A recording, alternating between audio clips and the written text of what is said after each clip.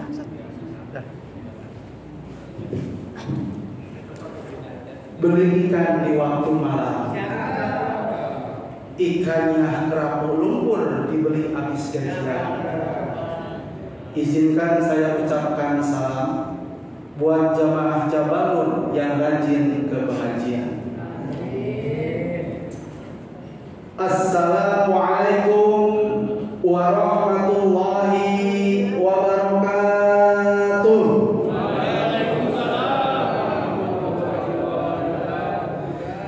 Ini kalau isi pengajian setiap hari Ahad selalu semangat gitu ya. Saya juga semangat, pokoknya semangat banget gitu ya, luar biasa. Kenapa? Oke. Iya betul. Karena habis makan dulu jadi alhamdulillah energinya ada gitu ya. Kemudian coba sabar ini baik. Alhamdulillahirabbil alamin wa kafa tsumma sholatu ala nabiyil mustafa wa ala alihi wa ashabihi ahli sidqi wal wafa. Biridhoillahi ta'ala wa li syafaati Rasulillahi sallallahu alaihi wasallam wa ala kulli niyatin shalihah wa ala kulli ma nawa bihi salafuna shalihun ajarna wa ajarahumullahu al-Fatihah. A'udzu billahi minasy syaithanir rajim. Bismillahirrahmanirrahim. Alhamdulillahi rabbil alamin. Ar-Rahmanir Rahim. Maliki yaumiddin. Iyyaka na'budu wa iyyaka nasta'in. Ihdinas siratal mustaqim. Siratal ladzina an'amta 'alaihim ghairil maghdubi 'alaihim waladdallin. Amin. Qala al-mu'allif rahimahullahu ta'ala wa nafa'ana bihi wa bi 'ulumihi wa 'ammadana bi asrarihi wa 'adana bi barakatihi. Puji dan syukur marilah kita panjatkan kehadirat Allah Subhanahu wa taala azza wa jalla yang telah memberikan kita nikmat iman, nikmat Islam, nikmat sehat, sehingga kita masih bisa melaksanakan salah satu kewajiban kita dan juga yang menjadi harapan kita bisa masuk surga dengan amal ibadah yang kita lakukan, yaitu melaksanakan sholatul maghrib, dilanjutkan dengan kajian dan juga pengajian, lalu dilanjutkan lagi dengan sholatul isya. Mudah-mudahan segala aktivitas, segala kegiatan, semua amal ibadah yang sudah kita laksanakan dari sejak pagi, bangun pagi. Kalau Pak Murad jam berapa bangunnya? Jam 3. Kalau Bang Iwan kayaknya pas subuh ya Bang Iwan. Enggak, tahajud dulu Bang Iwan ya. Karena Bang Iwan katanya ingin sesuatu, mudah-mudahan Allah kabulkan, ingin dapat istri yang sholihah. Amin ya. Mudah-mudahan ada yang disenangi Bang Iwan mendengar dan mengabulkan besok kepada Allah Bang Iwan ya. Amin. Ini yang dimakan Bang Iwan terus ya. Mudah-mudahan. Amin ya, mudah-mudahan Bang Iwan ya. Pokoknya yang sholihah aja lah ya, jangan melihat siapa itu ya, mau muda, mau tua, mau perjaka, mau gadis, mau jangan, terserah. Yang penting itu adalah yang bisa menyejukkan hati kita Bang Iwan ya. Mudah-mudahan mendengar Allah dan mengabulkan apa yang menjadi keinginan Bang Iwan. Amin. Dan keinginan kita semuanya. Amin ya Allah ya Rabbal alamin. Mudah-mudahan bangunnya kita di saat orang masih tidur di sepertiga malam, kita melaksanakan sholatul tahajud, kita melaksanakan sholat witir dan sunnah-sunnah yang lainnya, dan juga aurat, subhanallah, alhamdulillah, dan bacaan-bacaan yang sudah kita ikrarkan di hadapan Allah Subhanahu wa taala menjadi ladang amal dan juga menjadi penyebab kita amal kita menjadi berat sehingga masuk surga Allah Subhanahu wa taala. Amin ya Allah ya rabbal alamin. Tak lupa sholawat serta semoga tercurahkan pada Nabi akhir zaman, utusan semua insan dengan risalah bagi seluruh alam, pembawa dinul Islam, yakni Habibana wa Nabiyana Muhammad sallallahu alaihi wasallam. Yang mana malam hari ini itu adalah malam Maulid Nabi ya, kelahiran Nabi Muhammad sallallahu alaihi wasallam. Mungkin nanti saya koordinasi dengan Bapak Bendahara untuk kedepannya untuk mengadakan Maulidan, mudah-mudahan bisa terlaksana. Harus. Kalau enggak, insya Allah nanti ada kajian yang pengajian sholawatan yang menandakan bahwa salah satu bentuk kecintaan kita terhadap Nabi kita, karena wasilahnya tanpa adanya Nabi Muhammad SAW kita tidak tahu ajaran agama Islam, kita tidak tahu mana yang hak sama yang benar, dan kita tidak tahu amal ibadah apa aja yang mesti kita lakukan yang bisa menyelamatkan kita nanti di yaumul qiyamah. Mari kita sama-sama kita membaca salat kepada Nabi. Bismillahirrahmanirrahim. Allahumma sholli sholatan kamilatan wa sallim salaman taman ala sayyidina Muhammadin alladzi tanhalu bihil uqadu wa tanfariju bihil qurabu wa tudda bihil hawaiju wa tunalu bihil raghaibu wa husnul khawatimi wa yustasqal ghamamu biwajhil karim. Al-Fatihah. A'udzubillahi minasyaitonir rajim. Bismillahirrahmanirrahim. Alhamdulillahirabbil alamin arrahmanir rahim maliki yaumiddin. Iyyaka na'budu wa iyyaka nasta'in ihdinas siratal mustaqim siratal ladzina an'amta 'alaihim ghairil maghdubi 'alaihim waladdallin. Baik ya, Nabi kita adalah Nabi Muhammad SAW yang merupakan cahaya di atas cahaya, yang merupakan sumber inspirasi, Nabi yang merupakan Nabi terakhir dan juga khairul anam. Mudah-mudahan dengan kecintaan kita terhadap Nabi Muhammad SAW itu menjadi wasilah kita mendapatkan syafaatnya dari beliau, dan juga kita bisa berkumpul dengan Nabi kita Muhammad SAW beserta orang-orang yang solih dan juga solihat, dan juga beserta para syuhada, para aulia, dan juga para anbiya. Amin ya Allah ya rabbal alamin. Jangan lupa membaca shalawat. Allahumma sholli ala sayyidina Muhammad wa ala ali sayyidina Muhammad, karena itu adalah ketika kita mendoakan Nabi kita, memberi sholawat kepada Nabi kita, hakikatnya adalah memberikan kebaikan terhadap diri kita. Mudah-mudahan kita selalu diistiqomahkan untuk selalu membaca sholawat kepada Nabi Muhammad SAW. Baik, mari kita lanjutkan tentang kajian Mukhtarul Ahaditsin Nabawiyah, ya, kitab-kitab pilihan hadis-hadis, kitab yang mencakup tentang hadis-hadis pilihan. Cuman kalau ini tidak ada kurikulum gitu ya, entah 1 semester, 2 semester, jadi tidak diburu-buru dengan materi gitu ya. Kan kalau di kuliahan harus sampai nih bab ini berapa SKS, seminggu berapa kali. Atau kalau ini mau diburu-buru atau gimana? Nggak usah. Santai aja. Oh, santai aja.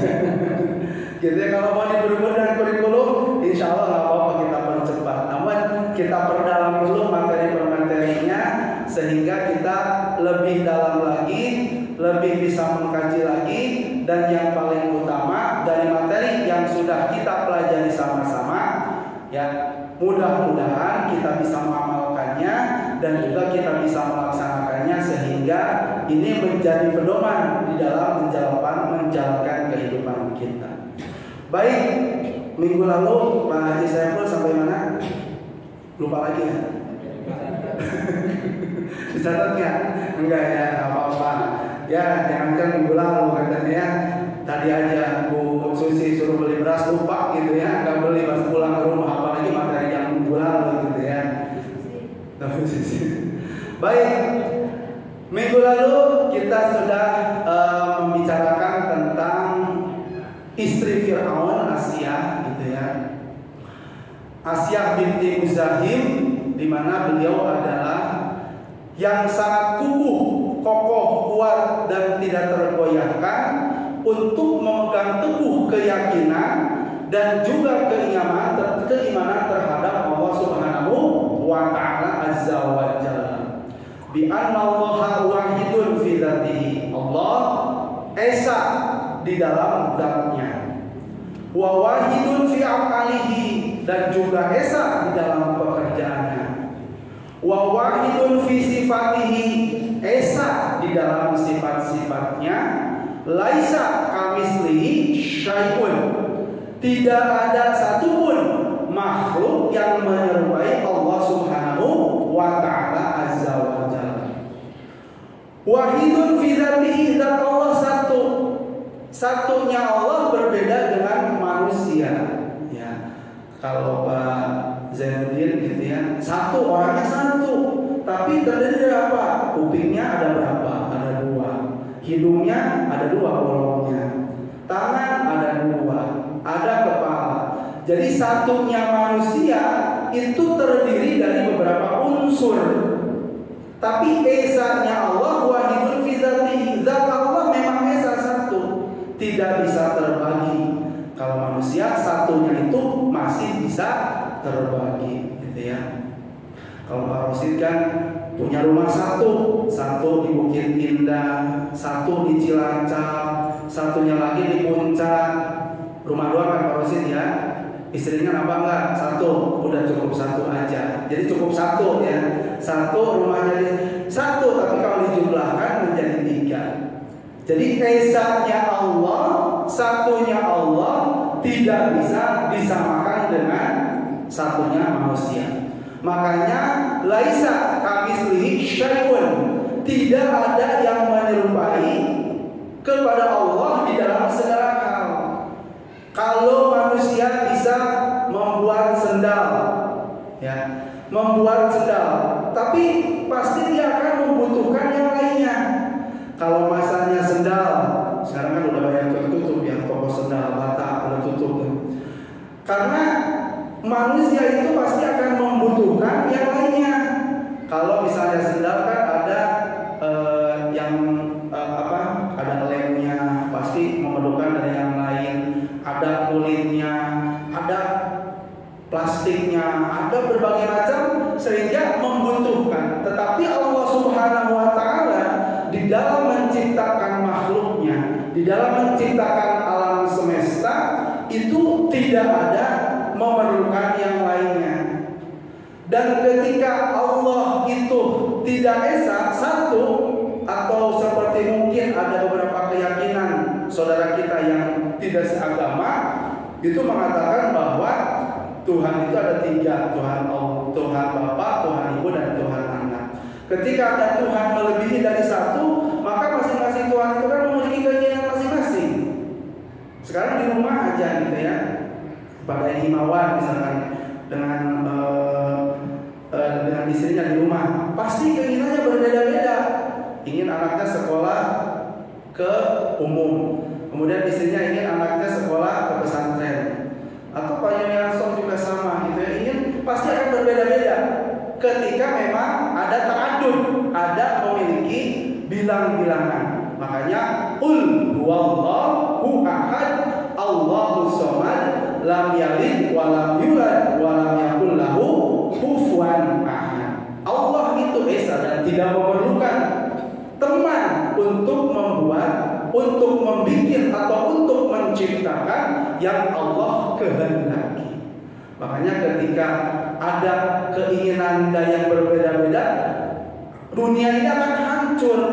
Kata yang satu, ini sekarang gunung itu pengen dibalik gitu ya. Jadi dibalik kehidupan, jalannya jadi miring.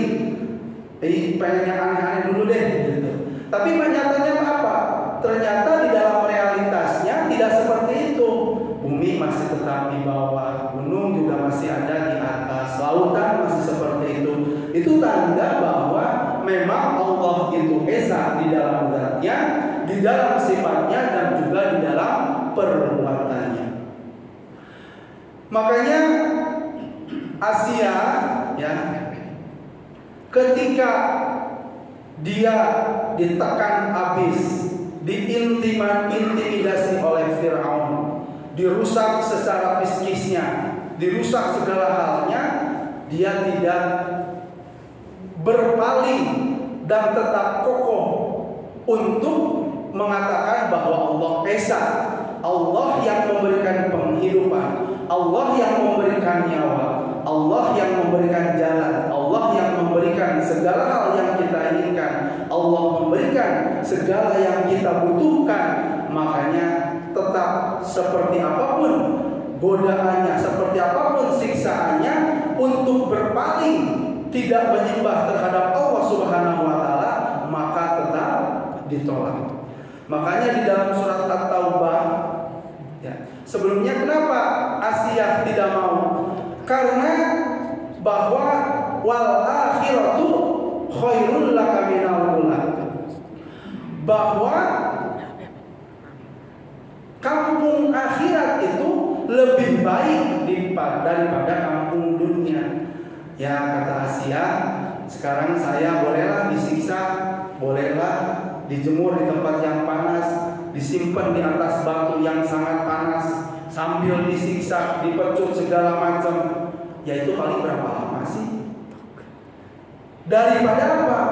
Daripada harus menanggung siksa yang tidak ada batas waktunya.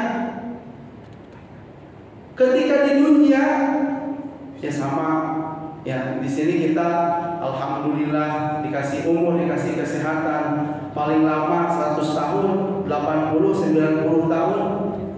Tetapi ketika nanti selama 90 tahun, 100 tahun memang kita menikmati kekayaan, menikmati harta benda, menikmati dengan keluarga, menikmati jabatan, menikmati kekuasaan. Tapi setelah itu, ketika kita tidak memiliki keimanan dan tidak memiliki persiapan ibadah amal untuk bekal kita nanti di yaumul kiamah, itu tidak ada gunanya. Ya, makanya walaupun hidup 1000 tahun, kalau tak sembahyang apa gunanya? Walaupun hidup 1000 tahun, kalau tak sembahyang apa gunanya? Ya makanya walaupun hidup 1000 tahun dan gak ada juga yang 1000 tahun gitu ya, itu kalau tidak ibadah, apalagi ini cuma 80, 70 atau bahkan ada yang masih muda 20, 30, 40, 50 tahun, usianya cuma disia-siakan saja. Makanya Asia tidak merelakan keyakinannya yang begitu kuat untuk hanya dibeli. Kalau ingin melihat kekuasaan, Fir'aun sudah menyiapkan. Kalau ingin kekayaan, mau emas, mau intan, mau berlian, apa? Pasti bisa dipenuhi. Tapi tidak mau menukar keimanan dengan harta benda ataupun yang bersifat duniawi. Sekilas lalu saya pernah menyampaikan, waktu di kampung saya itu memang ada iman ditukar dengan istilahnya Indomie cuma 3 biji gitu ya, nauzubillah summa nauzubillah. Terutama di daerah pesisir dulu tuh jelas banget dan sering banget untuk pemurtadan orang-orang Islam. Makanya penting banget di sini, yang terutama kita yang sama ibu-ibu dan saya, dan terutama laki-laki gitu ya, sebagai pemimpin, untuk menanamkan keimanan dan juga menanamkan keyakinan. Mau seperti apapun keadaannya, mau seperti apapun kondisinya, untuk keyakinan kita tidak bisa tergoyahkan bahwa Tuhan kita Allah Subhanahu wa taala Azza wa Jalla, ajaran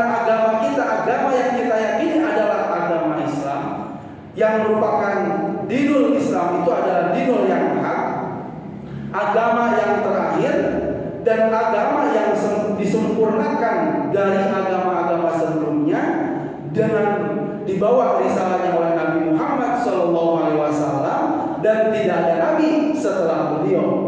Makanya itu perlu ditanamkan di dalam kehidupan kita sehari-hari. Dari mulai kecil ya, kita harus menanamkan, memang tidak mudah, termasuk kitanya sendiri, bahwa aktivitas kita, kegiatan kita, semua gerak-gerik kita itu Allah yang mengawasi. Bahwa ketika sudah tertanam di dalam diri kita, Allah yang mengawasi, Allah yang melihat, Allah yang Maha Penguasa, mencatat semua kegiatan kita. Insya Allah kita tidak akan melakukan hal-hal yang tidak diinginkan oleh Allah Subhanahu wa Ta'ala dan juga oleh Rasulullah SAW. Yang terkadang termasuk yang menyampaikan iman kita itu kan yazidu wa yanqusu, terkadang naik, terkadang turun. Ketika iman lagi tipis, ya misalnya sholatnya sedikit, sunnahnya dikurangin. Kalau yang wajib sih insya Allah bapak-bapak ibu di sini sudah melekatlah di dalam diri kita. Itu adalah merupakan suatu kewajiban dan memang adalah kebutuhan di dalam hidup kita. Ketika itu sudah berkurang yang di dalam diri kita, dan memang sering terjadi ya, entah korupsi dari sisi waktu. Korupsi dari sisi waktu gimana? Biasanya kalau ke masjid, kalau maghrib sebelum azan sudah sampai di masjid, sebelum iqomat sudah hadir dan tidak masuk. Terkadang rasa malas, keletihan, kecapean yang menghalangi kita ketika iman kita yang khusyuk berkurang.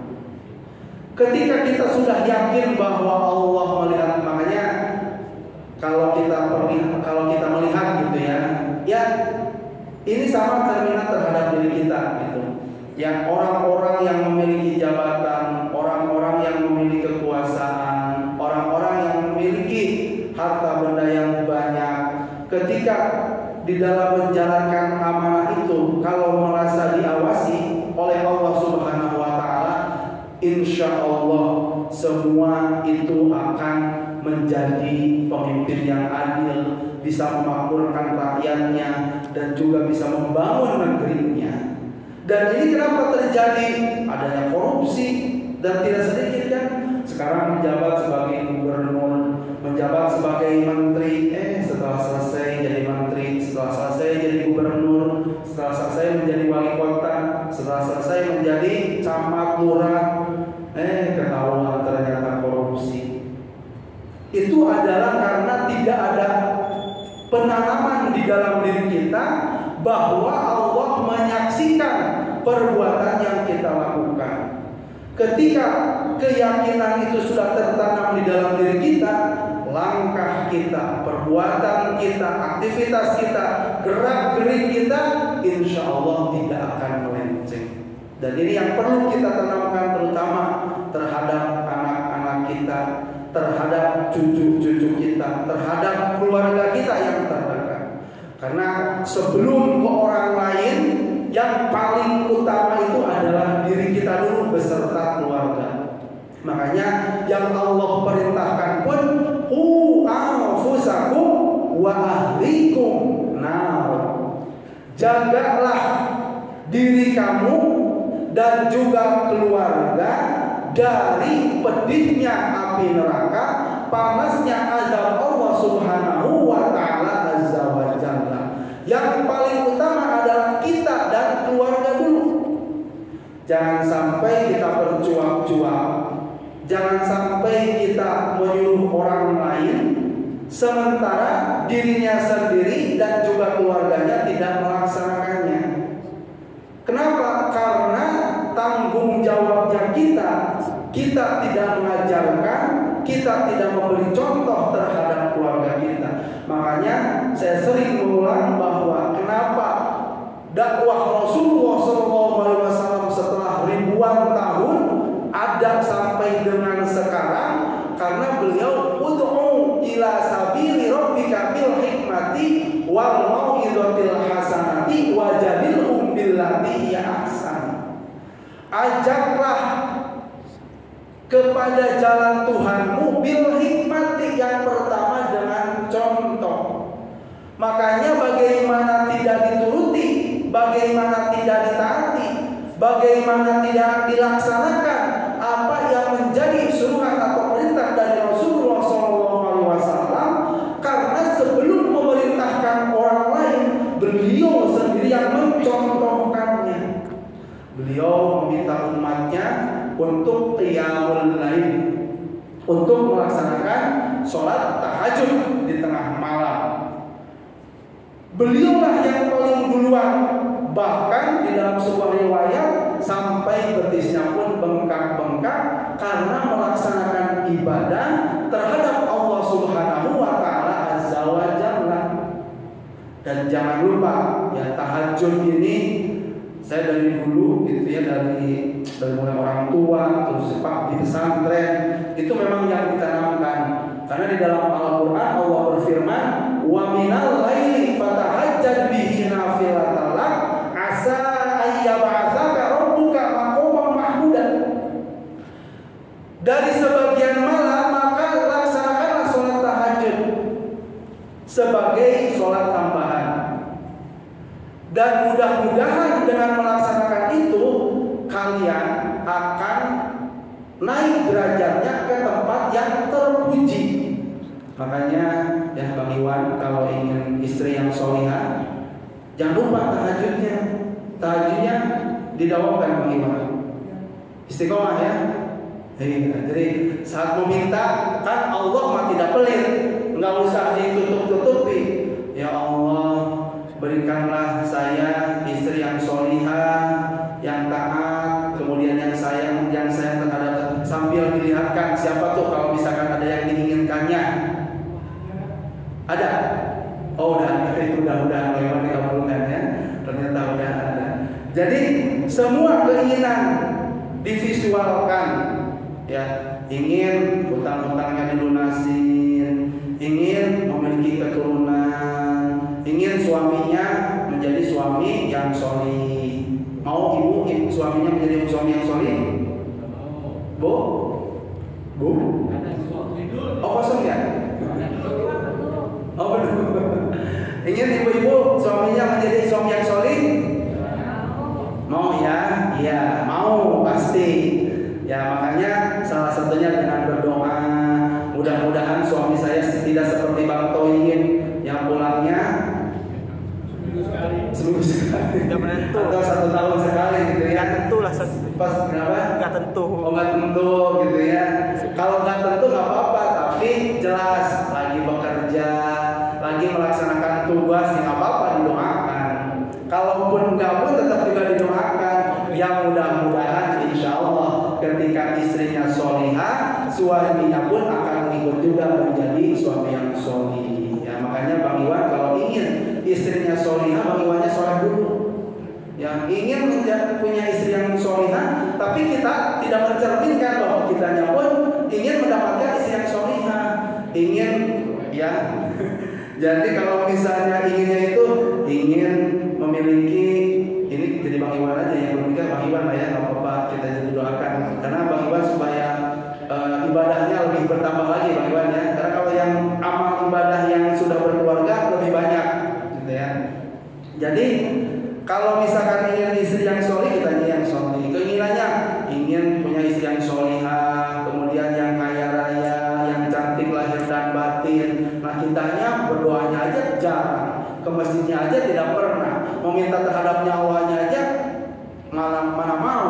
Nah itu adalah tidak mencerminkan bahwa kita ingin apa yang kita inginkan tidak dibarengi dengan perbuatan kita. Makanya kembali bahwa Rasulullah SAW ketika mengajak, ketika menyuruh untuk melaksanakan, beliau adalah orang orang yang pertama yang melaksanakan perbuatan tersebut.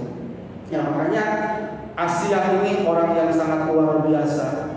Karena di dalam surat At-Taubah ayat 38, A'udzubillahi minasyaitonirrajim, araditum bil hayatid dunya minal akhirah, fama mata'ul hayatid dunya fil akhirah illa qalil. Apakah kamu puas dengan kehidupan di dunia sebagai ganti kehidupan di akhirat? Ya.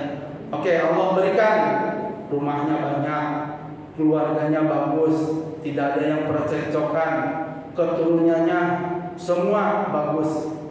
Kemudian jabatannya ada, semuanya Allah berikan di dunia.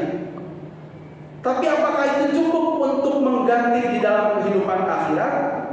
Padahal kenikmatan hidup di dunia ini dibandingkan dengan akhirat itu hanyalah sedikit. Rasulullah SAW mengumpamakan, wallahi madunya fil akhirah illa mislu ma yaj'alu ahadukum asabi'ahu fil yami falyanzur bima yarji.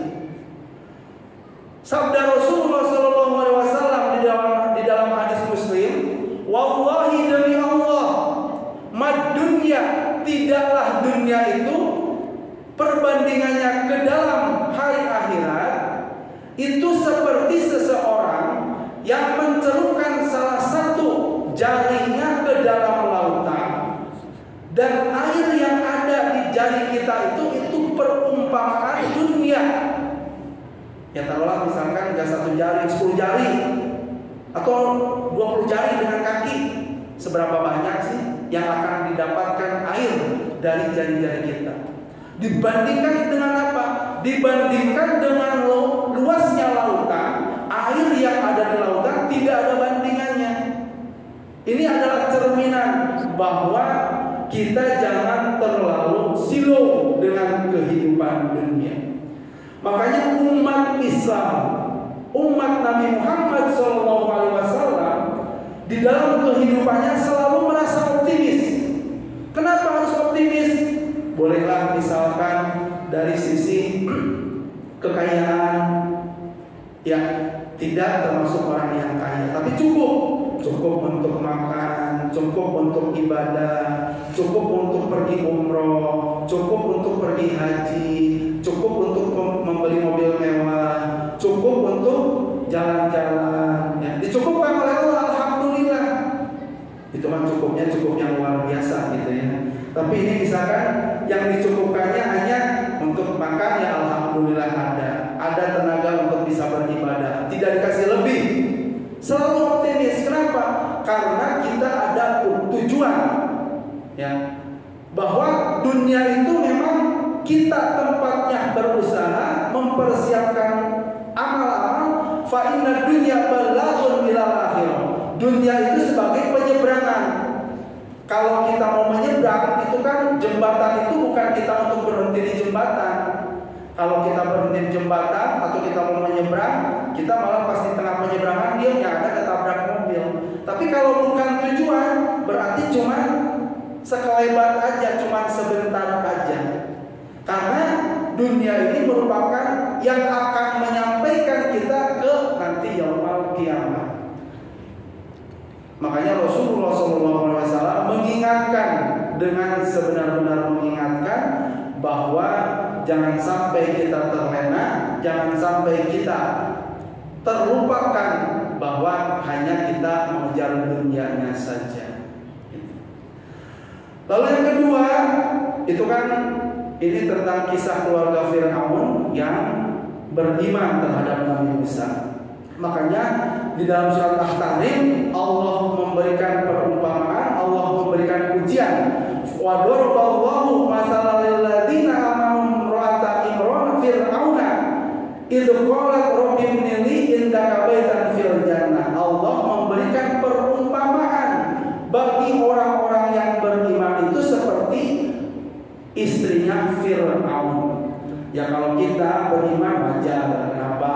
Alhamdulillah orang tua kita Islam dan juga kita berangkat ke sini tidak ada yang melarang, ya.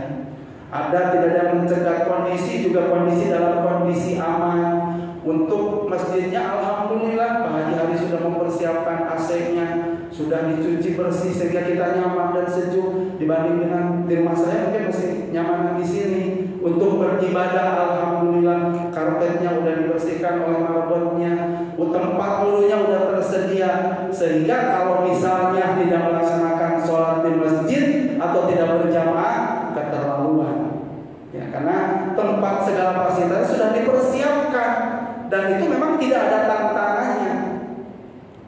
Nah, ini kalau Asia ini betul-betul tertantang banget. Ya, udah suaminya memberikan tekanan secara psikologis. Kemudian masyarakat itu semuanya menuhankan suaminya. Kemudian juga dari sisi kedudukan, beliau kalau misalkan ingin ketenangan, kenyamanan, ketenaran dan juga harta benda sudah dipersiapkan, dia tinggalkan itu semuanya. Demi apa? Demi kehidupan akhirat yang lebih baik. Walal akhiratu khairul laka minal ula, bahwa akhirat itu adalah lebih baik dibanding kehidupan dunia. Nggak apa-apa saya tersiksa mungkin di dunia, nggak apa-apa harta benda saya tidak mendapatkan dari suami saya, cinta dan kasih saya tidak saya dapatkan. Yang penting saya mendapatkan kasih sayang dari Allah Subhanahu wa taala. Saya dibangunkan rumah di surga oleh Allah Subhanahu wa taala. Saya diberikan ketenangan, kenyamanan dan juga sinar dan juga cahaya saat saya nanti yaumul qiyamah. Itulah makanya Allah mengabadikan di dalam Al-Quran contoh orang-orang yang beriman itu adalah seperti Asia, dan diabadikan di dalam surat At-Tahrim ayat 11. Dan Rasulullah SAW bersabda, Sayyidatun nisa'i ahlil jannah, pemuka wanita ahli surga arba'atun, ada 4. Yang pertama Maryatu binti Imran, ya, Maryam anaknya Imran. Kemudian Fatimah binti Rasulullah SAW, wa Khadijah binti Khuwailid, dan juga Asia. Ya, dan ini semuanya itu diabadikan di dalam sejarah agama Islam, di dalam sejarah Islam, dan sebagiannya Allah abadikan di dalam Al-Quran. Yang Maryam bagaimana ibunda Nabi Isa, beliau kekuatan imannya sangat luar biasa, dan mau ada cercaan, ada makian, ada gosip, ada segala macam, dibully sehingga sampai di take down gitu ya, di take down untuk akunnya, itu tetap aja untuk selalu berkeyakinan bahwa Allah Subhanahu wa taala adalah Esa, dan juga mau menyebarkan ajaran-ajaran yang sudah Allah berikan terhadapnya. Demikian, ada yang mau bertanya? Mudah selesai juga. Mudah-mudahan gitu. Apa yang sudah saya sampaikan yang betulnya dari Allah Subhanahu wa taala Azza wa Jalla, yang salahnya dari saya. Mudah-mudahan kita bisa mengambil hikmahnya dan juga bisa menjalankan yang baiknya, menjauhi yang tidak baiknya, dan mudah-mudahan pengajian kita kali ini bisa menjadi wasilah, bisa menjadi jembatan kita berkumpulnya kembali di surganya Allah Subhanahu